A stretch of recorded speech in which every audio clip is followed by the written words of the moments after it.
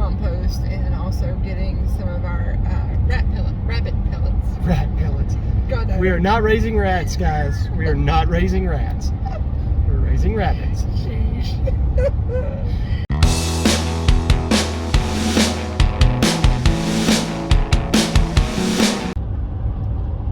Good morning, guys, and welcome back to the Wild Huckleberry. Sonia and I are on the road this morning. We are headed to the Arkansas Homesteading Conference. So you'll bounce around a little bit. I'm sorry.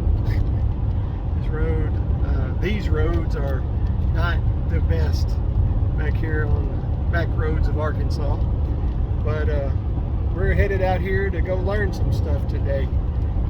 They have some really good classes and some good things to learn and to check out, and I'm going to record as much as I can. I'm not going to record whole sessions or anything, but I'm going to record some snippets from some different sessions and such, and kind of show you guys what they had, what they did, and kind of what they had going on.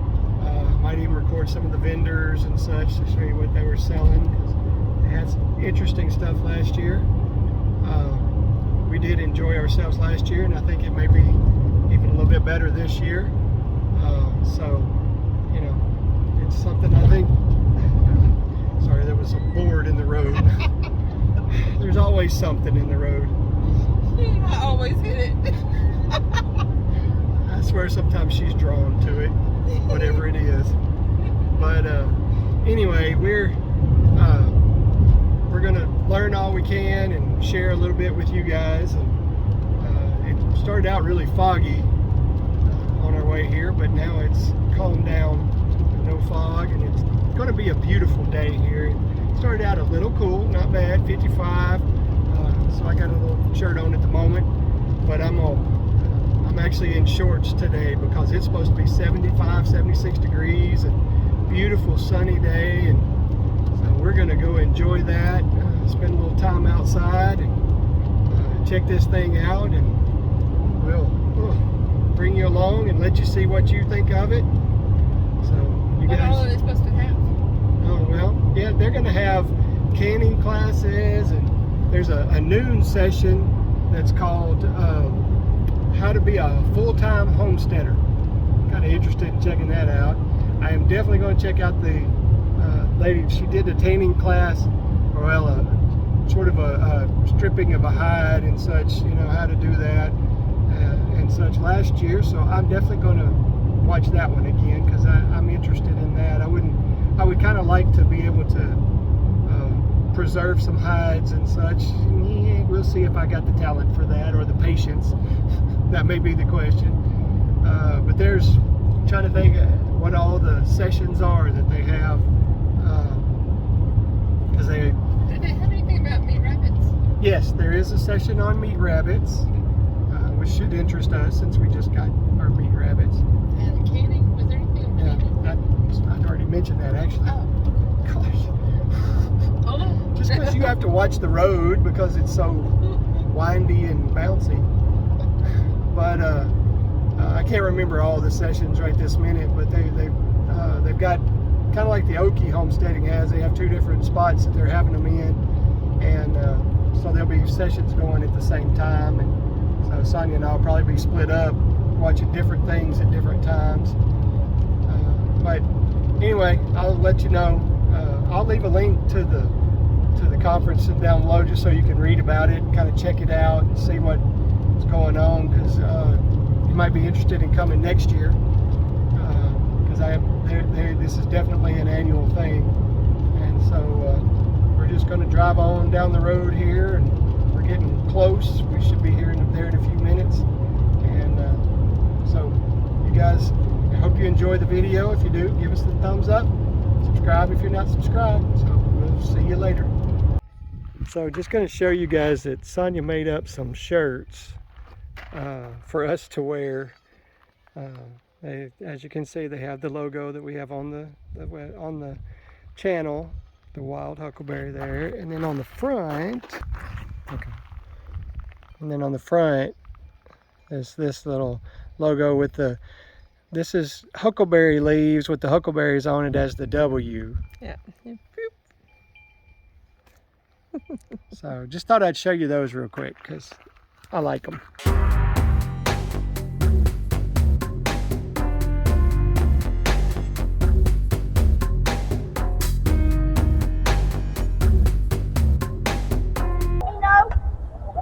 My husband says I can yell quite well. My name is Shauna Jordan. We live at the very base of the Washington Mountains on a 5.5 acre working homestead. I started doing taxidermy about 2 years ago. Oh, we use the alum, the same stuff they use to make pickles. They put your pickles and stuff with the same stuff. And stock salt, white stock salt. You can get the gray, but it kind of turns your hide a different color too. So much for having a small hit. What I usually do, fresh coon, just come in, double-edged fleshing knife, double-sided. I like mine a little bit dull. When I first bought this one, it was a little too sharp, and I cut my hand down the bone. They're extremely sharp when you first get them. After a few hides, they'll dull down to where you want them because that fat will dull a plate really quick. This is also a scraper, a one-handed scraper. It's got an edge right here. If we've got a hack up a deer hide, have something up hard, you can use this to scrape down. I have found this is my best. My husband built me a permanent stand at home on the side of my shop. It's basically the same thing. All this is, that's a piece of pine, cut in half, split in half, pine log. You're going to take this, and I like to get right in under, start it in under. I do from the tail down to start with because that's where it will release quicker for you. And I just come down with it.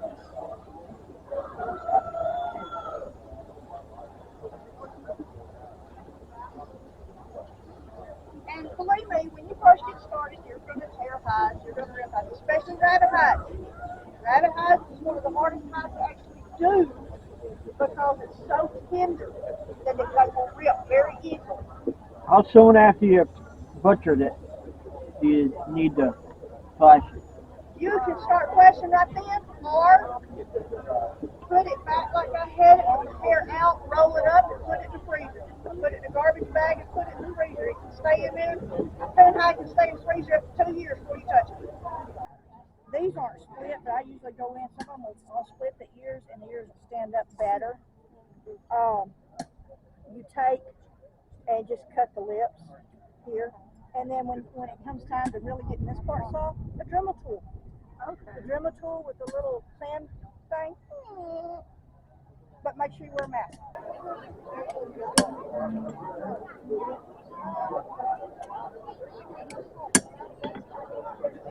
I'm using a coal forge. Very traditional looking. And spike. Just a little bit, there might be some top scale fall off on this.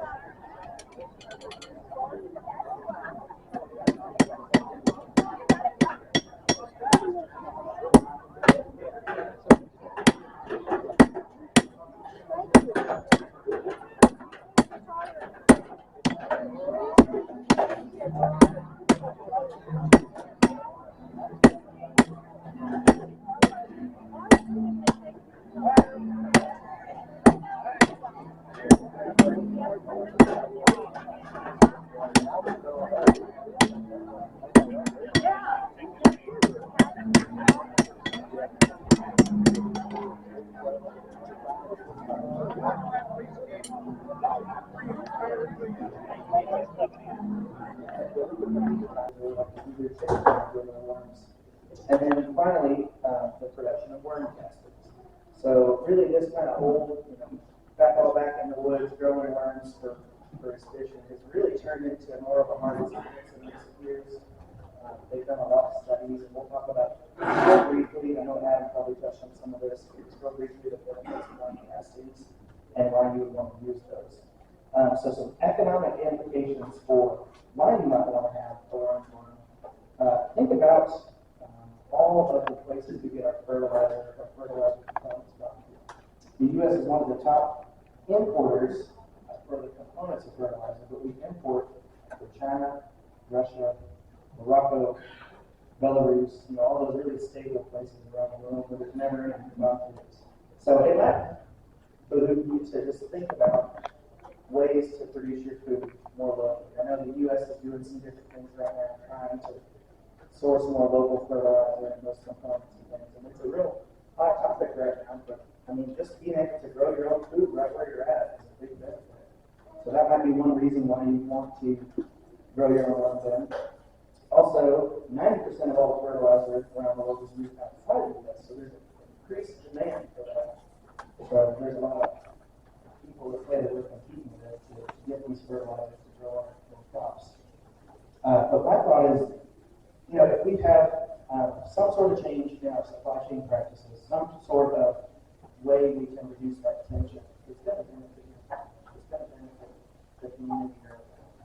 And so my thought is, you've got to have healthy soil in order to be more self-sufficient and in order to grow your own food for your family.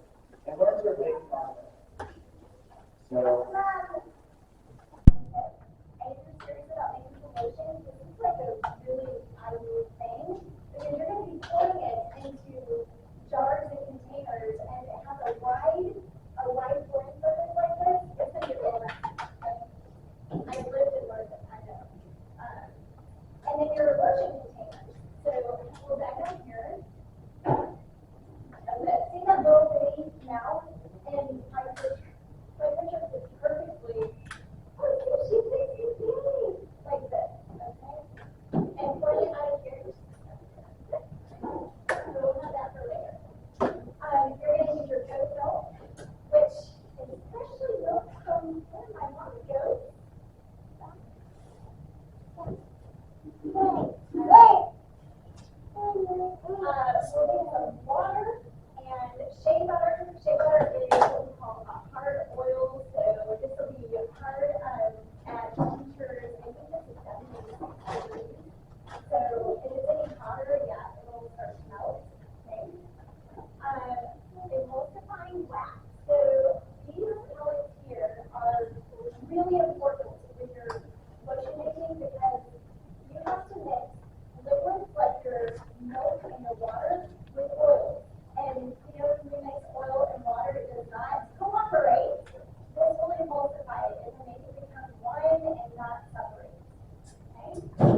This is stearic acid. It is used for making your lotion thicker. Our recipe, we don't use much because goat milk is already a pretty thick substance with its gas in there. It doesn't do much of that. So we'll slow this down. And I put oil of your choice because you can use different types of oil. Today I'm going to use the almond oil. It is really good for your skin. It's got your vitamin for your skin. You can use it on your skin if you want. It is fine. So I like oils that they're going to have good qualities. You can use vegetable oil, but really it's not a very nourishing oil for your skin. It's cheap and people can use it, but it is better. Falling down the stairs, disrupting everything, looking for breakfast. So we redeemed that time. And then after breakfast is all figured out, we start knocking out the morning chores. So we let out the chickens. We will check out the sheep. And recently we just had some new baby lambs, so my kids run out and make sure the lambs are still okay. We'll feed the pigs, we'll feed the dog and cat. All the paper and cardboard that was collected from the day before, one of my sons will go out and he'll burn in the burn barrel. If it's garden season, Amy will probably already be out pulling weeds. She'll be picking produce before the sun is too hot. And if there's a lot to pick, then the kids and I are right there giving her a hand. Also, if there's a lot that gets picked, then Amy starts preparing to have a round of, or several rounds of canning in the kitchen. And this is another thing that we try to knock out as early as possible, because if you do any canning, especially if you do several rounds of canning, you know the kitchen can get quite warm. So we try to knock that out early. Here are some examples of things that Amy has canned. Carrots here, green beans, dried beans, tomato soup, tomato paste, tomato sauce, salsa, jams and jellies, and so forth. If there are herbs to be dried, what we'll do is we'll get those picked, we'll get those de-stemmed, we'll wash them, we'll lay them out on trays, and then we'll put them in our solar dehydrator. After those chores are done, then Amy will get started on all the homeschool lessons with the kids at the kitchen table, and I'll tell you that starts to occupy a good chunk of her day. The next several hours are occupied with that. Here she is taking them out to do a botany lesson by identifying some plants.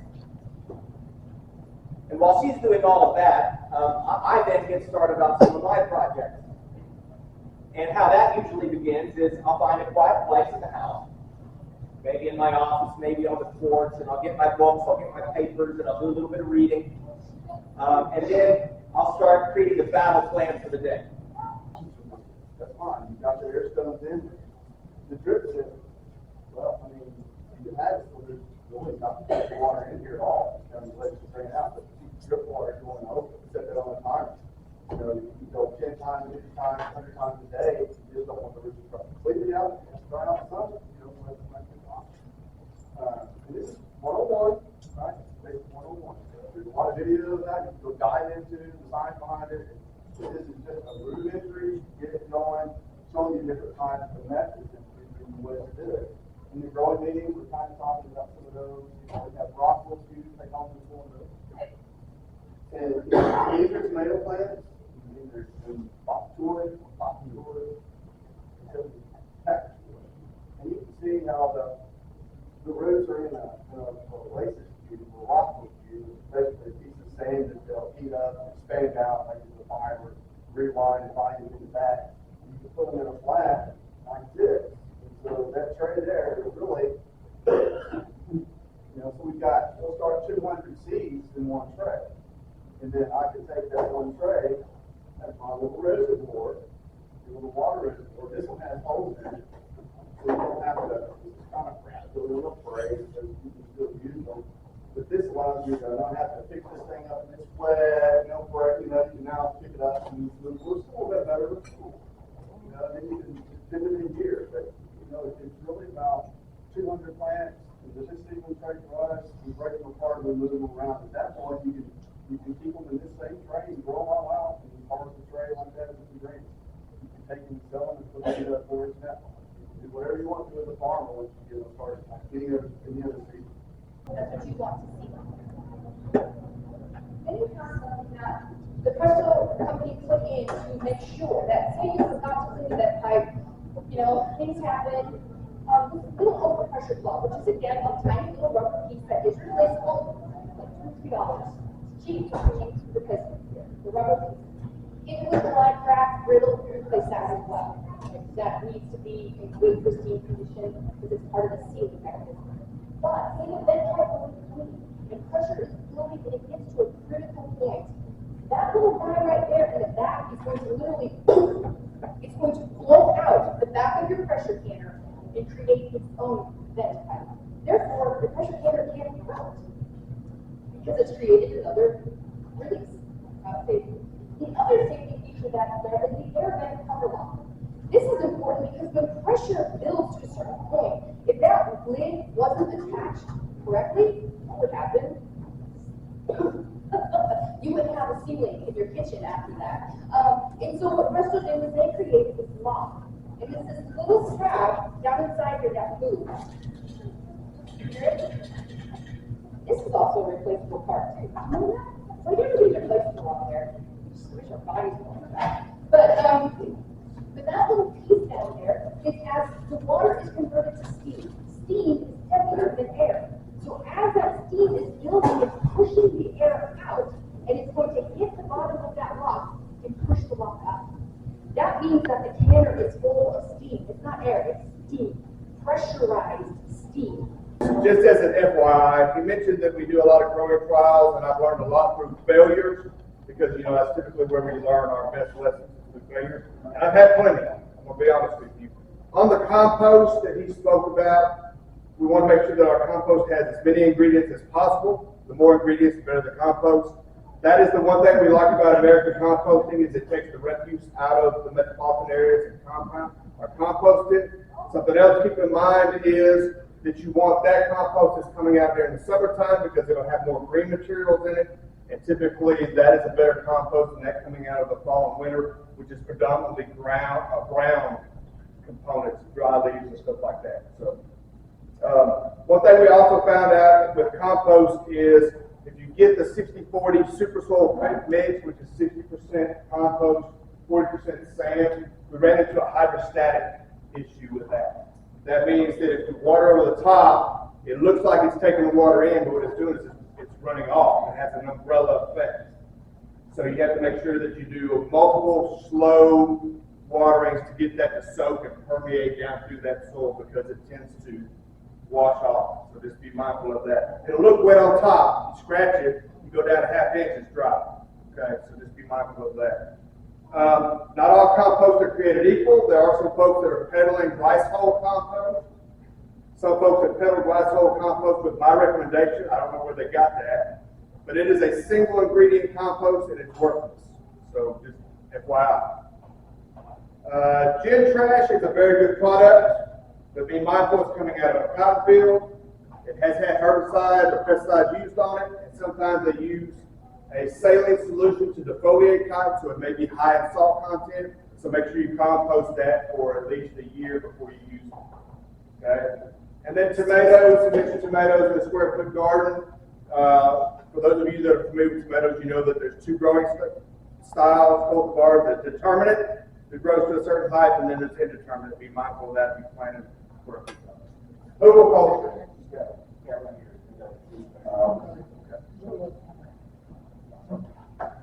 How many have used hugelkultur? How many are interested in hugelkultur? Okay, you've heard of it. So a dramatic style is basically taking a confined space and growing in a particular style that maximizes that small area. So instead of going across the growing area, we're going up with it. So that's where it's going to differ from our raised bed garden. We're going up with it. Typically, they'll be 3 to 5 foot tall. They can't be as high as 7, but rarely are they high as 7 for obvious reasons. My wife is a short-statured person. If you plant in something that's 7 foot tall and it continues to go up, you run into harvest issues, right? So typically between 3 and 4 foot tall, we're growing off the sides and we're running north and south. So Brent has thrown me a curveball, just so you know. He put this presentation together. Based on your presentation. But I don't know what order he put it in, so give me a moment to catch up.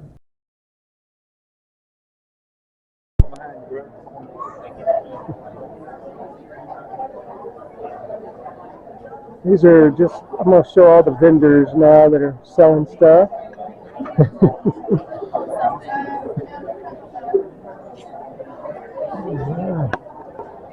We have some chickens. And you guys know how we feel about chickens.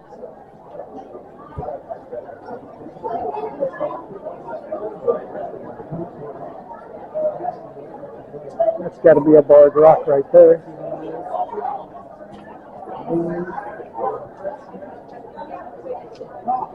Over here, now that is a large rooster. We would put Sheldon to shame, and Sheldon is a big boy. At least for 3 weeks, then you can get rid of it.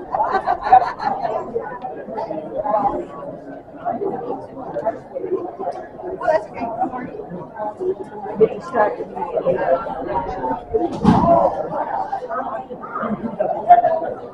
We have soil here. We're doing a presentation right now, I believe. The compost is where it is, right? To a point. So everybody's told compost. So I got the cows. These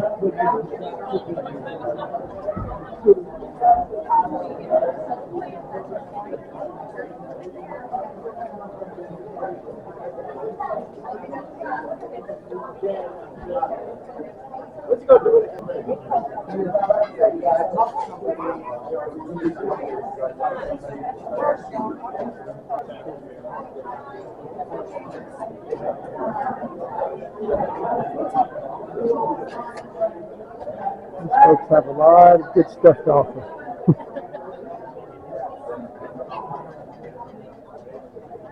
What's the name of your homestead again? The Clark Homestead. Thank you. Yes. That.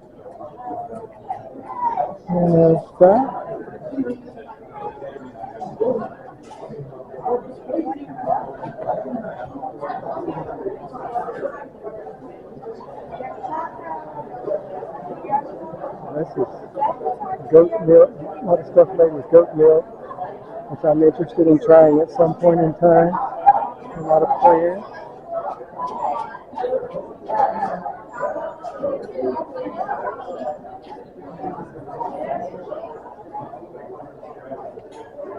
Oh, nice. We got razorback pilts. That's nice.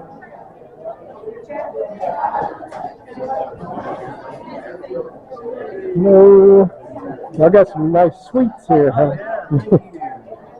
Ooh.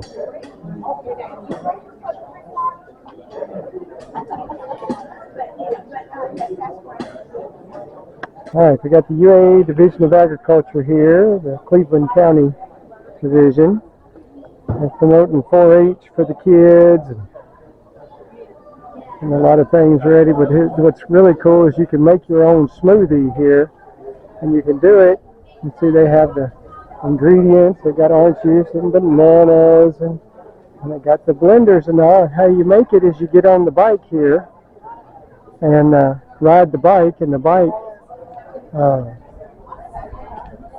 is what makes it. You see the blender attachment on top, and so you ride on it and make your own smoothie. I may have to either do one for Sonia or get her to get on it later. We'll have to see about that. I had to get a video of the little wagon here. It's pretty cool. All ready for some horses or something.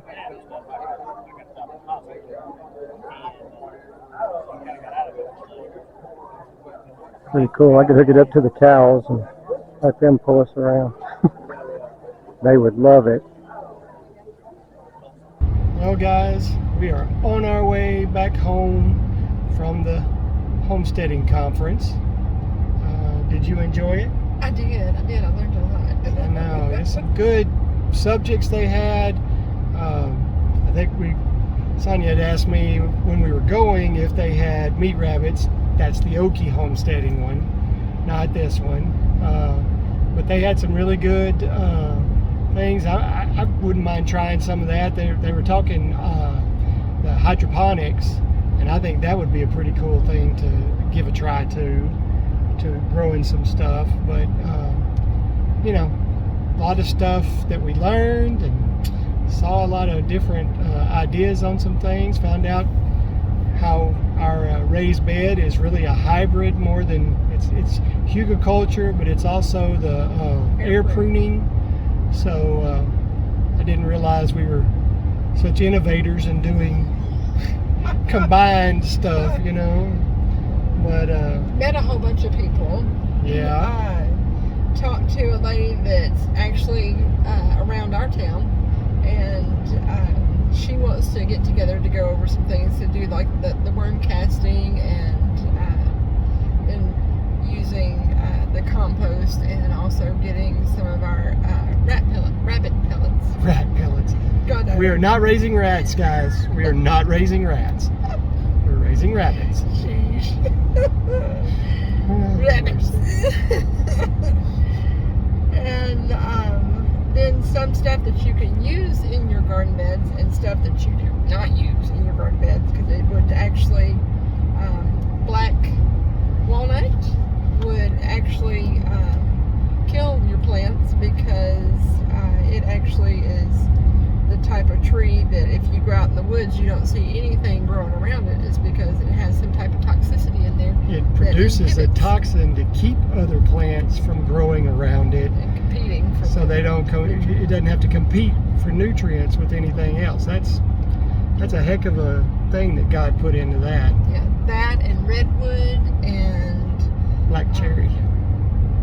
Like, no, not black cherry. there's another black. I remember that. There's 2 blacks and a red that you don't want to use. But yeah, we met some folks. We learned some things.